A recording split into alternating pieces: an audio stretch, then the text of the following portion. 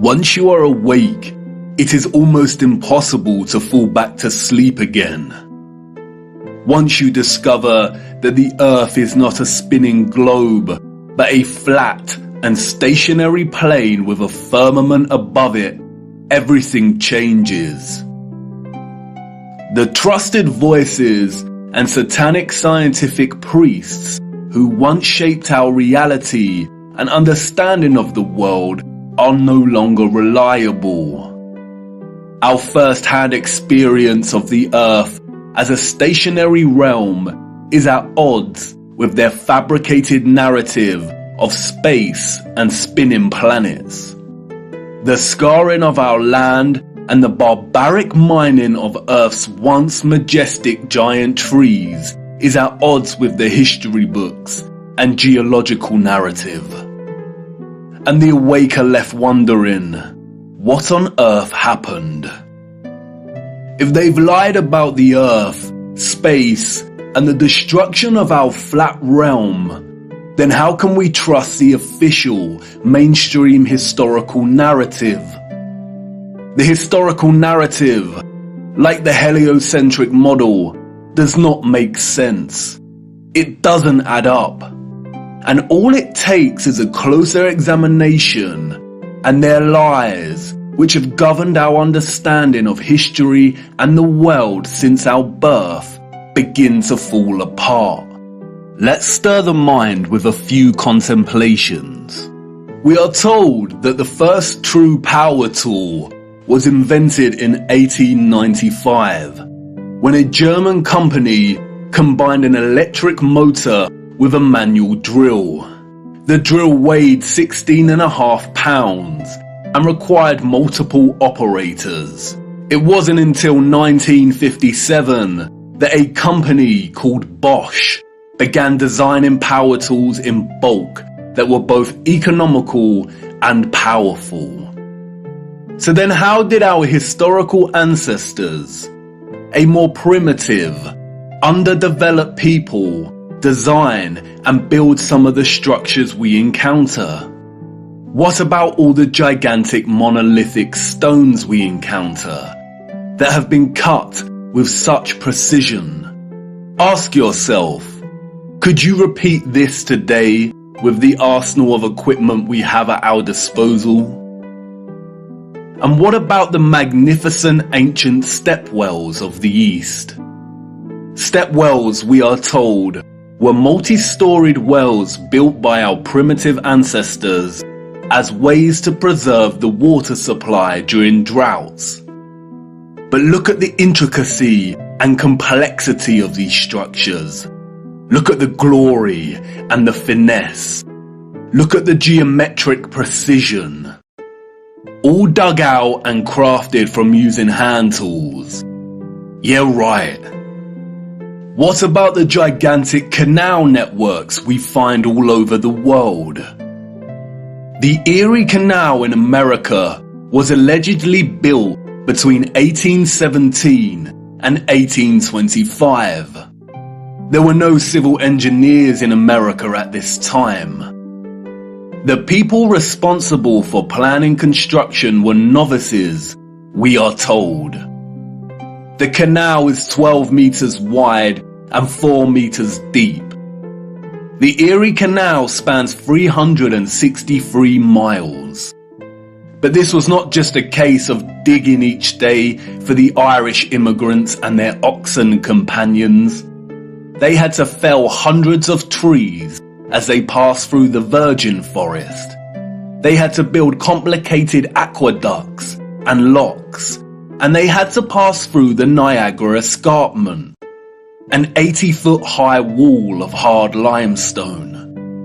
They had to use black powder to blast through this, we are told, as dynamite had yet to be invented.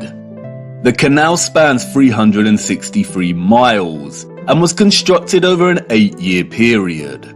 This means that on average, 1 mile was completed every 8 days. What a record, especially since those responsible were novices, and power tools and dynamite were yet to be invented. I can tell you now The so-called early settlers of the Americas did not build these canal systems. And what of the grand and magnificent castles scattered across our realm?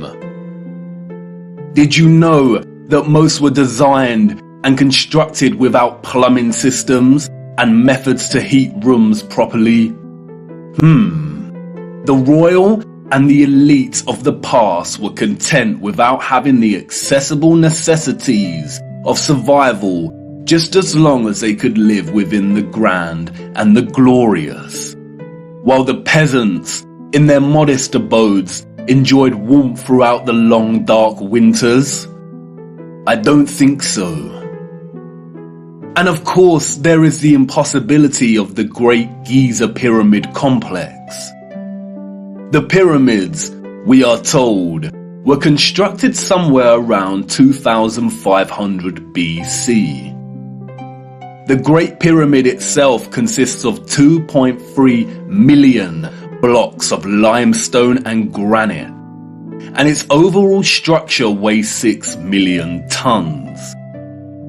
The largest granite stones weigh between 20 and 80 tons each. 20 tons is 20,000 kilograms. These blocks were carved from quarries with copper chisels and allegedly transported from 800 kilometers away. The so-called experts can only theorize that a vast amount of slave labor was required. Being gullible and falling for the official narrative of slave labor is one thing, but can someone please explain how the air shafts of the Great Pyramid align so neatly with the circumpolar stars? And then there is the curious case of star forts, or what the official liars of the world call bastion forts. Developed in the late 15th and early 16th century, these forts, we are told, were designed during an era of gunpowder and the cannon. The geometric design offered a nation's military protection against blind spots during conflict. Of course they did. We all know that the best protection during war is to design a fort with such precise geometric patterning. Has any real historian ever stopped to think just how perfect the geometry is here? Our primitive ancestors did not have the technology to view structures from above, but they still managed to achieve this? Give me strength. There is no way. We could not produce such perfect geometry on this scale today. We've been fooled once again. We have been indoctrinated with a false historical narrative and timeline. And, like the silly heliocentric model, all it takes is a closer look at this narrative and things soon start to fall apart, and the lies become so blatantly evident. Because of their satanic lies, piecing together an accurate, honest historical timeline has become an impossible Rubik's Cube. The official narrative, a Pandora's box, only offering us tiny clues, half-truths, and deceptions. The stitchings of our true historical timeline have been loosened. The contents erased and muddled before we were even born into this world. And herein lies the problem. How to know where you are going if you don't know where you are in the first place? But you see, awakening is truly a gift. Once awake, we learn that we've always had the answers right in front of us. We've always had more than we know. But we had to regain our sight first, before things started falling into place.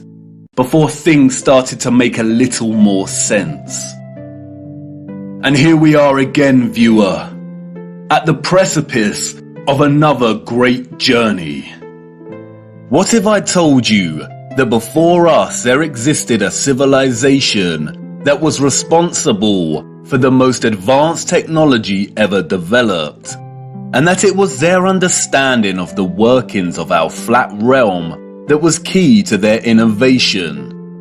And what if I told you that it is highly likely that our true history as a people only begun just over 200 years ago? Would you think of me as mad once again? Do I sound as preposterous as when I first told you that the earth is flat? Perhaps. And that's why I need to show you. What I hope to show you is one of the greatest cover-ups of all time. It is on par with the heliocentric lie in its enormity and the impact it has upon humanity. And, as I will try to show you, it is inextricable from the true nature of our flat realm Earth, and you cannot understand one without understanding the other. We cannot waste time, for we must journey in search of lost time. At its heart, this is a story about deception. It is also a story of endings and beginnings, of death and rebirth. And please bear with me. Due to the deceptions and falsities underpinning our historical narrative, this story cannot be told in a linear fashion. We need to go back and forth in time to really draw out something that brings us a little closer to the truth. It is also imperative to understand that, like much contemporary science, history as a discipline was corrupted a long time ago. At its most innocent, a lot of established historical narrative is guesswork. But at its worst, it is a set of lies agreed upon, as the so-called Napoleon put it so succinctly. We are going to be digging in the dark.